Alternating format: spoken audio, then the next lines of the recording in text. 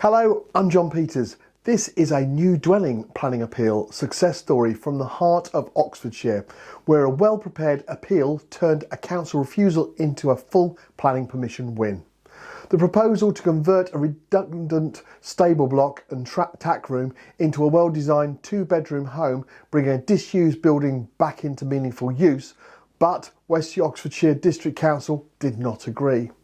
On the 25th of May, they refused the application, stating that the development was in an unsustainable and isolated countryside location. The council argued it would encourage car dependency and cited conflict with several local planning policies. They believed the potential benefits of reusing the building were outweighed by the negative impacts. That's when our client contacted us at Hill Planning. As with all cases, we began with a free, no-obligation consultation, a key step in helping clients understand their position before taking action. One of our planning appeal specialists assessed the refusal and quickly identified that this case was able to be appealed. We sent a full, detailed proposal outlining what would be involved, the policy context and our planning strategy. Confident in our findings, the client chose to proceed. And on the 26th of March, the planning inspectorate allowed the appeal, fully overturning the council's refusal. So what changed the outcome?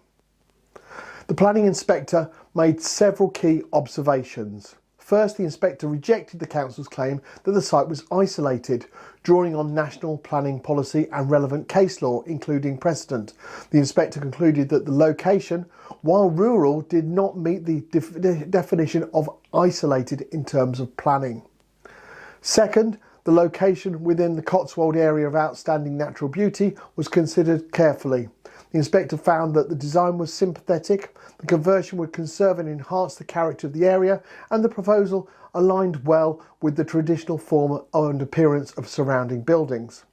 Third, concerns about residential amenities such as overlooking and loss of privacy were considered minor. In fact, the inspector noted that the impact of the residential conversion would be no greater than that of the approved commercial use of the same building. And finally, the biggest policy turning point, housing land supply. Because West Oxfordshire cannot demonstrate a 5-year land supply currently, the national policy applies. That means planning permission should be granted unless adverse impacts would significantly demonstrably outweigh the benefits. The inspector's verdict was clear. This is a scheme which has very few adverse impacts, which could not be appropriately mitigated, and which do not outweigh its benefits. In other words, the appeal succeeded because the national housing need, sensitive design and strong planning case outweighed local concerns. So what does this mean? It means our client now has full planning permission to convert the building into a home, breathing new life into a redundant structure and contributing to local housing needs while respecting the beauty of the Oxfordshire countryside. At Hill Planning, we specialise in exactly this kind of complexity, policy-sensitive case. Whether you're dealing with countryside constraints, ANOB policies or sustainability objections, we tailor every appeal to the unique circumstances of the site and the refusal. If you've had a planning application refused by West Oxfordshire District Council or any other authority in England and Wales, don't give up. Start with a free no-obligation consultation and appeal assessment and let us help you understand your options.